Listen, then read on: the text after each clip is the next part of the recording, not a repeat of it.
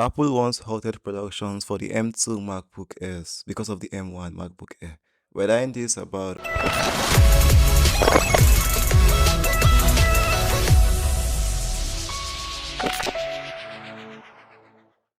Well, we talk about the build quality and the overall design of the laptop and try to justify what Apple did if they actually made the right decision.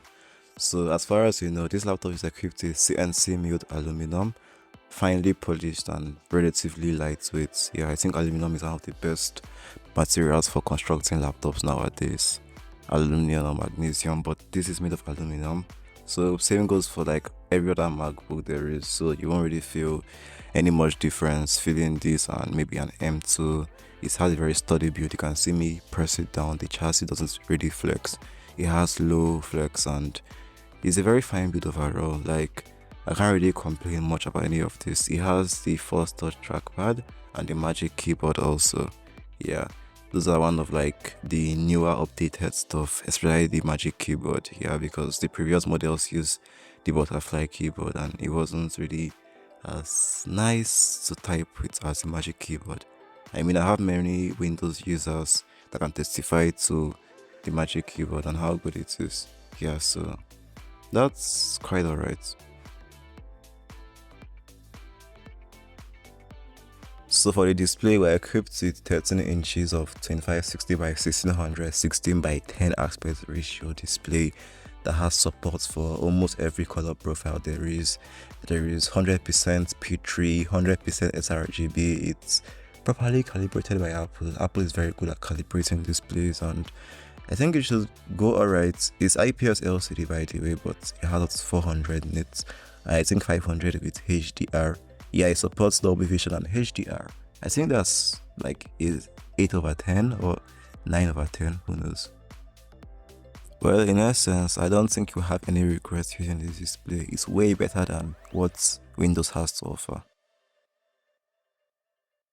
So for the webcam, we're equipped with 720p at 30 frames per second FaceTime camera or webcam, whatever Apple calls it, and it's not really the best, but Apple claims their image signal processor on the M1 chip has the ability to make it look better than previous generations. Yeah, actually they are kind of right, but the webcam is just like a 6 over 10, that range. Basically, what we have is just two Thunderbolts, 3 ports, and USB 4 ports. That's all Apple provides, and it only supports one external monitor at a time at 6K at 60 Hz. Well, like I heard you say much. At least it supports dongles that carry SD card support and USB A, USB this, USB that. So I think with the dongle you can connect almost anything to this. Yeah. Excellent support, but the ports are just few. So apart from the display and the keyboard and the nice trackpad, this has the Apple M1 at 3.2 GHz, the 8-core CPU with 4 efficiency and 4 performance cores, and performance for its price range is a 10 over 10.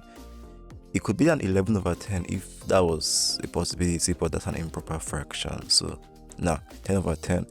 It destroys almost every Windows laptop in its price range. Yeah, this supports up to 4 streams of, let's say, 4K videos. Yeah, I think it's a lot more than that. Apple says like this has like the ability to run stuff from its unified memory and its LPDDR4X low latency bandwidth memory. That's for the RAM. And yeah, this is a Geekbench. I decided to run a Geekbench 6 on the laptop just to see in numerical like term I can use to give you guys. So this is 2338 for the single core and 8238 for the multi-core. That multi-core goes out to 86 sometimes, or maybe temperature is a bit hotter here. Yeah, that temperature is like what kills it. No fan, so yeah, it throttles after a while, but crazy for its price range, believe me. Speaking about the RAM, this has LPDDR4X at 4267 mega transfers per second. Yeah, it's very fast and it's low latency, although the M2 has 6400 LPDDR5, which is much faster and up to 100 gig per second bandwidth. That's on the M2 Air. It doubles on the Pros and the Max, all those other chips. So, but I can say it's still good enough. Yeah, you'd find it very useful even in 2024. Yeah, there'll be a time we have LPDDR6, LPDDR5X, 6X, 7X, 8X, 10X, or XX, who knows? Yeah, crazy.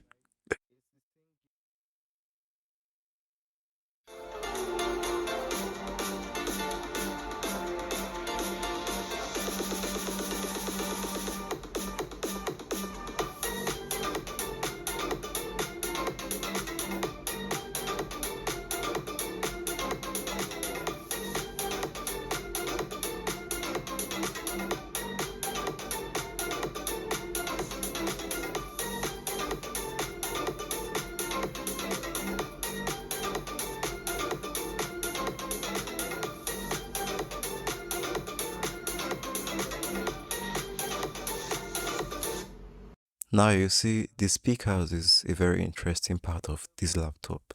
It has front, or should I say left and right stereo speakers, and it's on the best possible place it could be on the laptop, at the left and the right.